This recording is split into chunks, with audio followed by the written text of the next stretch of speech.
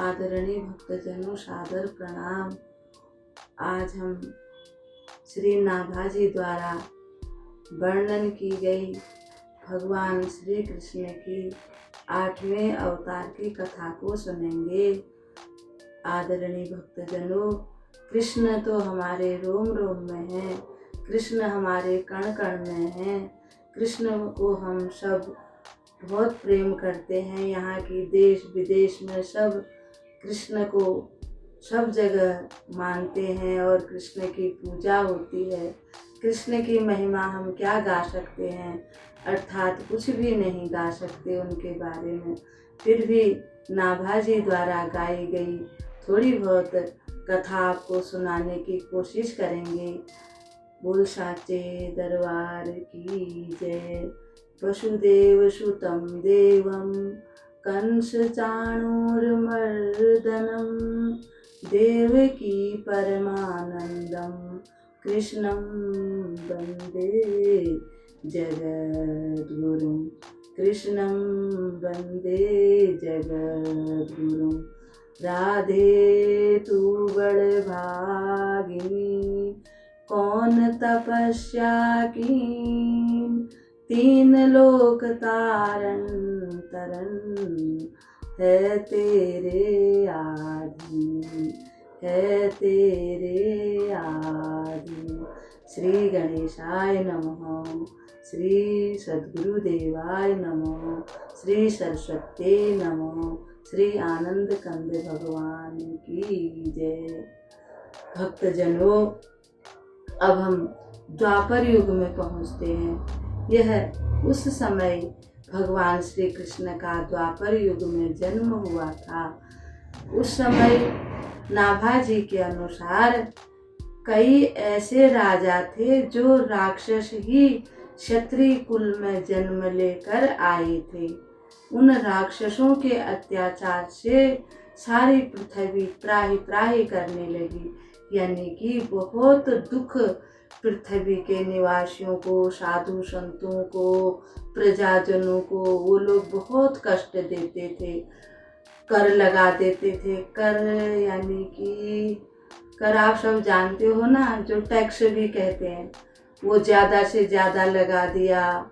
सब लोग बड़े परेशान हो गए, बहुत दुखी हो गए। भगवान को बार बार पुकारने लगे कि हे भगवान, हे प्रभु, हमारे दुख कब दूर होंगे। उन पापियों के अत्याचार से पृथ्वी कांपने लगी। कन्याओं का हरण होने लगा, ब्राह्मणों की हत्या होने लगी, गौ माताओं की हत्या होने लगी। तब पृथ्वी माता जब अत्यधिक दुखी हो गई, उन पापियों के भार से पृथ्वी बहुत भारी, पृथ्वी के ऊपर इतना भार बढ़ गया कि पृथ्वी माता से वो सहन नहीं हुआ। तब पृथ्वी माता ने, पृथ्वी को आप जानते हो ना, धरती माता ने गाय का रूप धारण किया।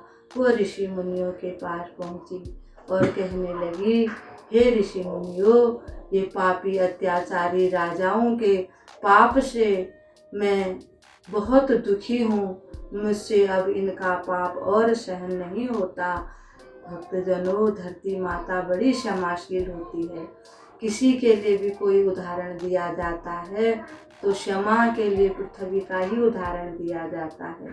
हम चाहे कितना कुछ करते हैं, मकान बनाते हैं, खोदते हैं पृथ्वी पर, अब हम सब जानते ही हैं, गंदगी भी फैला देते हैं। पृथ्वी माता कभी किसी को कुछ नहीं कहती और बदले में देती ही देती हैं। ऐसी पृथ्वी माता भी उन अत्याचारी राजाओं के कारण अत्यधिक दुखी हो गई। पृथ्वी माता ने तब साधु संतों से कहा, हे साधु संतों, मेरा दुख दूर करो, अब मुझसे यह दुख नहीं सहा जाता। साधु संत कहने लगे, हे धरती माता, आपका दुख अवश्य दूर होगा, चलो हम देवताओं के पास चलते हैं। तब साधु संत गौ माता को साथ में, यानी पृथ्वी रूपी गौ माता को साथ में लेकर देवताओं के पास, इंद्र आदि देवताओं के पास पहुँचे। इंद्र आदि देवताओं को प्रणाम करते हुए ऋषि मुनि सब कहने लगे, माता पृथ्वी अत्यधिक दुखी है। हे देवताओं, माता का दुख दूर करने के लिए कोई उपाय सोचो। तब देवता कहने लगे, हे गौ माता, पापी राजाओं के दुख से हम भी अत्यधिक दुखी हैं। पृथ्वी पर बालकों की, कन्याओं की हत्या हो रही है, इसलिए आप चिंतित मत हो, आपके दुख का अवश्य कोई निवारण हो जाएगा। तब देवता, ऋषि, मुनि गौ माता को साथ में लेके ब्रह्मा जी के पास पहुँचे। वहाँ जाकर सबने परमपिता ब्रह्मा को प्रणाम किया। हे ब्रह्मदेव, हम आपको प्रणाम करते हैं। गौ माता रोने लगी, हे ब्रह्मदेव, मेरा दुख दूर कीजिए। प्रभु, मैं अत्यधिक दुखी हो गई उन अत्याचारी राजाओं के कारण। तब ब्रह्मा जी ने कहा, हे धरणी, आप धैर्य धारण करो, आपका दुख अवश्य दूर होगा। ब्रह्मा, देवता, ऋषि, मुनि भोले बाबा के पास गए। भोले बाबा को प्रणाम करते हुए सबने सारी कथा सुनाई। फिर भोले बाबा, ब्रह्मा जी, सभी देवता और ऋषि मुनि एक जगह एकत्रित हुए। सब कहने लगे कि अब हमको श्री नारायण, जो जगत के पालनहार हैं, जगत के तारणहार हैं, उन्हीं के पास चलना चाहिए। कोई देवता कहने लगे कि भगवान गोलोक धाम में होंगे, कोई कहने लगे भगवान वैकुंठ धाम में होंगे, कोई कहने लगे अब भगवान को हम कहाँ ढूंढे, कहाँ जाएं, कोई कहने लगे भगवान साकेत धाम में होंगे। तब भोले बाबा बोले कि हरि व्यापक सर्वत्र समाना, प्रेम से प्रगट हो ही मैं जाना। भोले बाबा बोले, हे देवताओं, हे ऋषि मुनियों, हे माता पृथ्वी, प्रभु तो सब जगह सर्वत्र एक जैसे रहते हैं, व्याप्त हैं, यानी कि सब जगह विद्यमान है, यानी कि हैं। उनको प्रेम से कोई बुलाता है तो प्रभु प्रकट हो जाते हैं। तब सभी देवता, ब्रह्मा जी, भोले बाबा, सभी ऋषि मुनि हाथ जोड़कर भगवान की प्रार्थना करने लगे। क्या प्रार्थना करने लगे? भक्तजनों, आप सब जानते ही हैं, जय जय सूर नायक, जन सुखदायक, प्रणत पाल भगवंता, बुद्धि हितकारी, जय असुरारी, सिंधु सुता प्रियकांता, जय जय सूर नायक, जन सुखदायक, प्रणत पाल भगवंता। इस प्रकार से भगवान की स्तुति करने लगे। तब आकाशवाणी हुई, हे ब्रह्मा जी, हे भोले बाबा जी, आप सब धैर्य धारण कीजिए। हे धरणी, उचित समय आने पर मैं पृथ्वी पर अवश्य जन्म लूँगा। आप ब्रह्मा जी, मेरी बात को ध्यान से सुनिए। जितने भी देवता हैं, सब गोकुल ब्रज मंडल में, मथुरा मंडल में जाकर के आप सब जन्म लीजिए। और जब मैं मथुरा जी में वसुदेव और देवकी माता के घर में जन्म लूँगा, यानी अवतार लूँगा, तब आप सब मेरे उस लीला में, मैं लीला जब करूँगा, उस लीला में आप मेरे साथ भागीदारी बनेंगे। आप भी उस लीला में भाग लेंगे। सबकी अनेक अनेक भूमिकाएं होंगी। ऐसा जब आकाशवाणी हुई, तब ब्रह्मा जी ने सभी को समझाया, हे धरती, आप धैर्य धारण कीजिए। और सभी देवताओं को बोला, ऋषि मुनियों को बोला, आप जा कर के नाना प्रकार से ब्रजमंडल में, मथुरा मंडल में जन्म लीजिए। सभी देवता, ऋषि मुनि, गौ माता भी बड़ी प्रसन्न हो गई, अपने अपने स्थान पर चले गए। सभी ऋषियों ने ब्रजमंडल में, मथुरा मंडल में जन्म लिया। उचित समय आने पर अब भक्तजनों, अब हम मथुरा में पहुँचते हैं। मथुरा में उस समय उग्रसेन राजा थे और उनका पुत्र था कंस। कंस की एक बहन थी, चचेरी बहन, जिसका नाम था देवकी। कंस अपनी बहन देवकी से बड़ा प्रेम करता था और देवकी कंस को बड़ा आदर देती थी। वह उनके साथ ही भोजन करती थी। कंस अपनी बहन के को आंखों से ओझल नहीं होने देता था। इतना प्यार करता था कि उस प्यार का कोई वर्णन नहीं कर सकता। कंस इतना दुराचारी, इतना पापी था कि वो ब्राह्मणों की हत्या कर देता था, गौ माता की हत्या कर देता था, यज्ञ नहीं होने देता था। यहाँ तक कि उसने अपने धर्मात्मा पिता उग्रसेन को जेल में डाल के कैद खाने में डाल दिया और उनको कैदी बना दिया, यानी जेल के अंदर बंद कर दिया। फिर वो स्वयं राजा बन बैठा। जब वह राजा बन गया, उसने देखा कि मेरी बहन देवकी अब शादी के योग्य हो गई हैं। उनके लिए वर ढूंढने के लिए सबको कहा। अब वो भी चिंतन करने लगा कि मेरी प्यारी सी बहन के लिए सुंदर सा वर, योग्य सुयोग्य वर मुझे कहाँ प्राप्त होगा जो मेरी बहन को प्रेम से रखे। उसने अपने बचपन के मित्र वसुदेव के साथ देवकी का विवाह तय कर दिया। बड़ी धूमधाम से वसुदेव और देवकी का विवाह कर दिया। बहुत सारा दान दिया, दहेज दिया, जिसका वर्णन नहीं कर सकते। अंत में जब विवाह हो गया, देवकी माता रोने लगी, अपने भैया को प्रणाम करके। कंस को इतना प्रेम उमड़ पड़ा कि उसने अपनी बहन और अपने बहनों यानी देवकी और वसुदेव को रथ में बिठाया, खुद ही सारथी बन के रथ हाँकने लगा।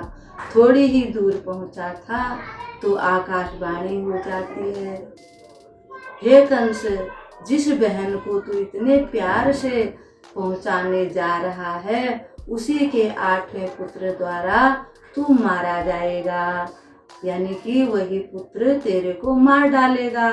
कंस तो बड़ा घबरा गया और जिस बहन को अभी अभी तक वह इतना प्रेम करता था, अब उसी बहन को मारने की सोचने लगा। उसने देवकी को बाल पकड़ के रथ से नीचे उतार लिया और तलवार से उसको मारने के लिए उतावला हो गया, उद्यत हो गया, यानी कि उतावला हो गया, जल्दी करने लगा। तब वसुदेव जी ने सोचा, अगर इस समय मैं क्रोध करता हूँ तो यह तो दुष्ट आत्मा, राक्षस प्रवृत्ति का है, तामसी प्रवृत्ति का है, यह तो इसको मार ही डालेगा। अब देवकी का मेरे साथ विवाह हुआ है, इसकी रक्षा करना मेरा सबसे पहला धर्म है। वसुदेव जी ने कहा, हे कंस, मैं तुम्हारा मित्र हूँ, तुम मुझे जानते हो, मैं जो भी कहूँगा सत्य कहूँगा।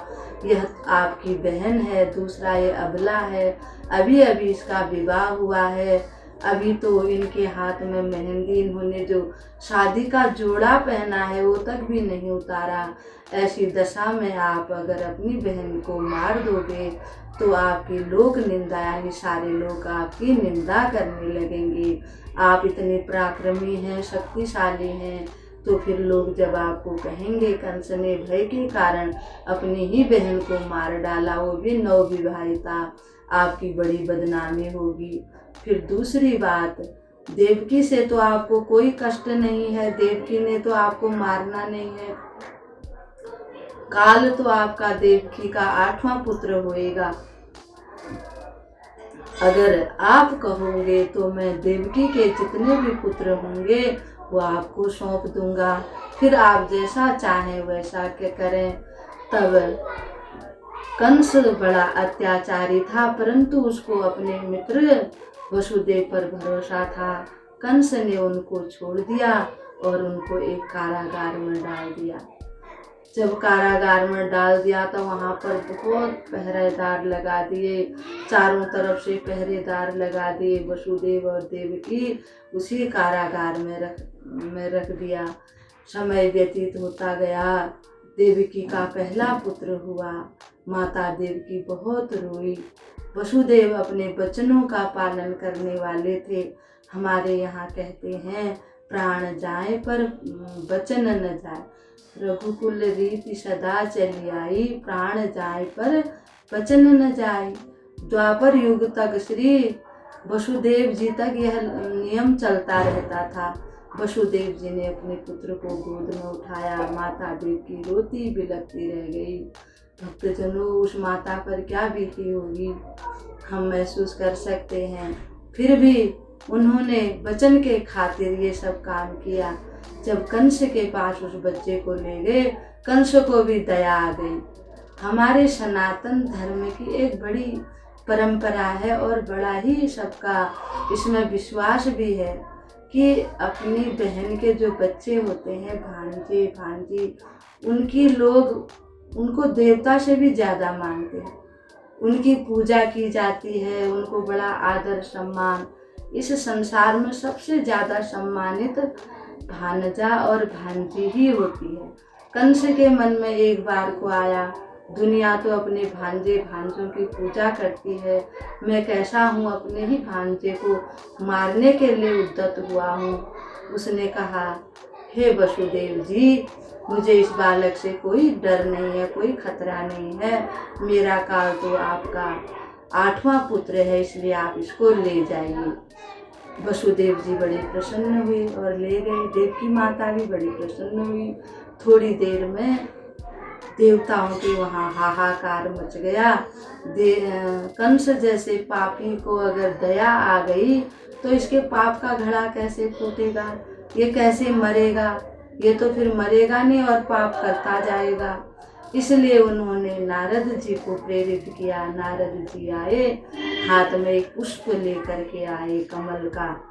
कहने लगे, हे कंस, आप तो इतने विद्वान हैं, आपने ये क्या कर दिया। तब कंस के हाथ में उन्होंने कमल का पुष्प पकड़ाया और कहा, इसकी पंखुड़ियों को गिनो। कंस ने एक सिरे से दूसरे सिरे, फिर बीच से, ऐसे करके उनको कई बार गिना। तो गिनती कहीं से भी गिन लो, बराबर बराबर होती है। अब कंस कहने लगा, हे ऋषिवर, आपका कोटि कोटि धन्यवाद। मैं आपको प्रणाम करता हूँ। मैं नहीं समझ सका, मेरे को प्रेम भी आ गया छोटा सा बच्चा देख करके, परंतु मैं अपने काल को नहीं छोड़ूंगा। कौन ऐसा होगा जो अपने काल को छोड़ेगा। कंस ने फिर से बुलवा लिया। इसी प्रकार से कंस ने देवकी माता के 6 पुत्रों को गोविंदाय नमो नमः कर दिया। अंत में जब 7वां गर्भ आया, गर्भ में जब बालक आया, तो योग माया ने उसको खींच करके वसुदेव की दूसरी पत्नी जो नंद के वहाँ पर रहती थी, नंद गांव में, उनको रोहिणी माता के गर्भ में स्थापित कर दिया। सभी यही पता चल गया कि उनका जो गर्भ है वो नष्ट हो गया, यानी कि गिर गया। अब भगवान जब 8वां गर्भ में जब भगवान आने वाले थे, चारों तरफ भगवान के भजनों की जय जयकार होने लगी, वेद ध्वनियाँ होने लगी, शंख ध्वनि होने लगी, देवता आदि लोग भजन कीर्तन करने लगे, भगवान की स्तुति करने लगे, चारों तरफ जय जयकार होने लगी, दिशाएं स्वच्छ हो गई। भगवान के जन्म के समय भादों का महीना था, अष्टमी की तिथि थी। भगवान तब वसुदेव और देवकी के वहाँ चतुर्भुज रूप में जन्मे। भगवान ने उनको दर्शन दिए, भगवान प्रकट हुए। बोल जगत पिता जगदीश की जय, परम परमात्मा भगवान श्री कृष्ण महाराज की जय। जब भगवान ने उनके आगे प्रकट होकर के उनको दर्शन दिए, वसुदेव और देवकी उनको देखते ही रह गए। उनके सारे दुख दूर हो गए। भगवान ने कहा, हे माता श्री, हे पिता श्री, मैं आपको प्रणाम करता हूँ। आप बिल्कुल भी चिंतित मत होइएगा। आप जब मेरे को आप नंद बाबा के वहाँ पहुँचा दीजिए। फिर भगवान छोटे से बालक हो गए और उसको वसुदेव जी ने सूप में रख करके जैसे ही ले जाने के लिए हुए तो पहरेदार खड़े खड़े सो गए। दरवाज़ों पे जो ताले लगे हुए थे वो सब ताले टूट गए और भगवान को वसुदेव जी सूप में रख करके नंद बाबा के यहाँ पर पहुँचाए। उस समय नंद बाबा के वहाँ पर सब लोग सोए हुए थे।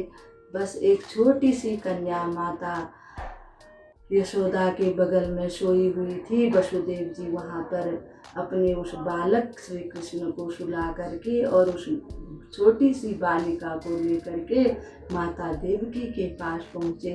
पहले जैसे ताले लगे हुए थे उस फिर ताले लग गए, पहरेदार जग गए, चारों तरफ हो हल्ला मच गया। वो बालिका छोटी सी रोने लगी। देवकी का 8वां बालक ने जन्म ले लिया करके कंस को सूचना दे दी गई। कंस भागा भागा आया और कहने लगा कि बालक को मुझे दे दो। माता देवकी बहुत रोई, कहने लगी ये भैया आपने मेरे 6 बालकों की हत्या कर दी। अब ये तो बालिका है, छोटी सी कन्या है, ये भला आपका क्या बिगाड़ सकती है, इसको आप मेरे लिए छोड़ दीजिए। वसुदेव ने और देवकी ने उस कंस की बड़ी प्रार्थना की पर उस पापी दुरात्मा ने एक भी नहीं सुनी। अंत में उसने उस बालिका को अपने हाथ में ले लिया और दोनों पैरों को पकड़ करके जैसे ही जमीन में पटकने लगा वह कन्या उड़ गई और आसमान में उसने अष्टभुजा धारण कर ली और वह दिव्य देवी के रूप में वहाँ पर प्रकट हुई। देवी ने कहा हे पापी कंस, तू मुझे क्या मारेगा, तू तेरा काल जन्म ले चुका है। जब कंस को यह पता चला वो बड़ा दुखी हो गया और वसुदेव और देवकी जी से क्षमा याचना करने लगा कि आकाशवाणी के कारण ही मैंने आपको कष्ट दिया। अगर मुझे ऐसा पता होता तो मैं आपको बिल्कुल भी कष्ट नहीं देता। हे बहन देवकी, वसुदेव जी मुझे क्षमा कर दीजिए। अब कंस अपने महल में जाकर सोचने लगा और अपने मीटिंग करने लगा, यानी कि दरबारियों के साथ बातचीत करने लगा कि बालक ने जन्म ले लिया, कहाँ लिया, किस समय पर लिया, कौन से नगर में लिया, कौन से गांव में लिया, यही सब बातें करने लगे। वहाँ जब नंद गांव में कृष्ण भगवान पहुँच गए, जब वहाँ पता चल गया कि नंद बाबा के घर लाला हुआ है तो वहाँ खूब धूमधाम से लोग गाने बजाने लगे। चारों तरफ खुशियाँ छा गई। सब एक दूसरे को मिठाइयाँ मक्खन आदि खिलाने लगे। कृष्ण भगवान की, कृष्ण भगवान की, नंद बाबा की, यशोदा मैया की जय जयकार करने लगे। चारों तरफ जय जयकार, ब्राह्मण स्तुति करने लगे, ब्राह्मण सब पुण्यवाचन आदि करने लगे। चारों तरफ बहुत चहल पहल हो गई। कृष्ण भगवान अब थोड़े से 3 दिन के हुए थे तो उनको मारने के लिए कंस ने एक पूतना को भेज दिया जो कि राक्षसी थी। भगवान ने पूतना को मारा, कई राक्षसियों को भगवान ने राक्षसों को मारा। फिर भगवान ने माखन वहाँ पर वृंदावन गोकुल में खूब माखन खाया। गोपियों के घर में जा करके वे माखन खाते थे और उनकी मटकियों को तोड़ देते थे। चारों गलियों में, सभी गलियों में शोर मच जाता था। कृष्ण भगवान की लीला देखने के लिए सभी अपने घरों से बाहर आकर के भगवान की लीलाओं को देखते रहते थे। उनका बचपन बड़े आनंद में बीता। भगवान ने वहाँ जितने दिन गोकुल वृंदावन में बिताए उन्होंने माखन चोरी की, बंशी बजाई, रास लीला की, चीर हरण आदि अनेकों लीलाओं से जो ब्रजमंडल के लोग हैं उनको आनंदित किया। कृष्ण भगवान की लीलाओं का वर्णन करना तो बहुत कठिन है, परंतु हे भक्तजनों, हम भागवत जी में सुनते हैं कि कृष्ण भगवान ने वहाँ कैसी कैसी लीलाएं की, सबके को आनंदित किया ब्रजमंडल में। उनका बचपन मथुरा में, उनका जो बचपन है बाल्यकाल वह गोकुल में बीता। जब वो थोड़े बड़े हो गए, फिर एक दिन कंस को जब पता चल गया कि हो न हो वो नंद के जो लाला हैं कृष्ण और उनके जो दूसरे लाला हैं वही शायद कृष्ण बलराम ही मेरे शत्रु हो सकते हैं, उसने धनुष यज्ञ करवाया और कृष्ण बलराम को वहाँ पर बुलाया मारने के लिए। वहाँ पर कृष्ण भगवान ने पहले एक धोबी का उद्धार किया, फिर एक माली के वहाँ गए, उस माली को उन्होंने वरदान दिए। फिर उन्होंने कुब्जा जो कई जगह से टेढ़ी थी उसको सीधा कर दिया अपनी कृपा दृष्टि से। फिर उन्होंने कुवल्या पीठ हाथी का उद्धार किया। फिर भगवान धनुष यज्ञ में गए, वहाँ उन्होंने धनुष को उठा करके सारे राक्षसों को भयभीत कर दिया। कंस को ऐसा बताया था साधु संतों ने कि जो इस धनुष को तोड़ेगा वही तेरा काल बनेगा। कंस बड़ा घबरा गया और अपने भवन में आकर के एक ऊंचे सिंहासन पर बैठ गया। फिर कंस ने मल्ल युद्ध करवाया और उस मल्ल युद्ध में जितने मल्ल थे कंस के तरफ से वो सब मारे गए। चाणूर मुष्टिक आदि जितने भी थे वो सब मारे गए। फिर भगवान श्री कृष्ण ने कंस को भी मार दिया। बोल श्री कृष्ण भगवान की जय। फिर उन्होंने उग्रसेन को वहाँ का राज्य दे करके भगवान को फिर वसुदेव और देवकी जी के कारागार में जा कर के उनको छुड़ाया। फिर भगवान श्री कृष्ण ने अपने पिता नंद बाबा आदि को गोकुल भिजवा दिया। फिर भगवान ने वहाँ पर कुछ समय पर बड़े प्रेम से बिताए। फिर वसुदेव और देवकी माता ने उन्होंने सांदीपनि मुनि के आश्रम में भेज करके उनको शिक्षा ग्रहण के लिए भेज दिया, जो उज्जैनी में पड़ता है। फिर भगवान वहाँ से जब विद्या अध्ययन करके आए, उन्होंने अनेकों अनेकों लीलाएं की, जैसे जरासंध का आदि कई राजाओं का उन्होंने वध किया। फिर द्वारिकापुरी को उन्होंने बसाया।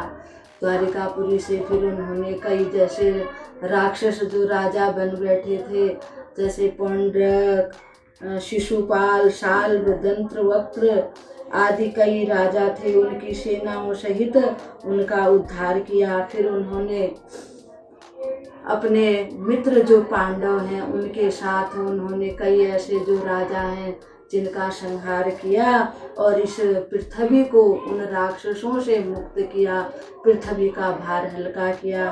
फिर भगवान ने महाभारत के युद्ध में अनेकों अनेक पापी राजाओं दुरात्माओं को का संहार करके उनका उद्धार किया। फिर भगवान ने धर्म की स्थापना के लिए युद्ध किया, गीता जी का उपदेश अर्जुन को सुनाया। इस प्रकार से भगवान ने सारे दिव्य काम किए। भगवान अंत समय में फिर अपने सारा जब पृथ्वी पर सारे राक्षस मारे गए, फिर भगवान ने अंत समय में अपने स्वधाम को भगवान चले गए। बोल श्री कृष्ण भगवान की जय।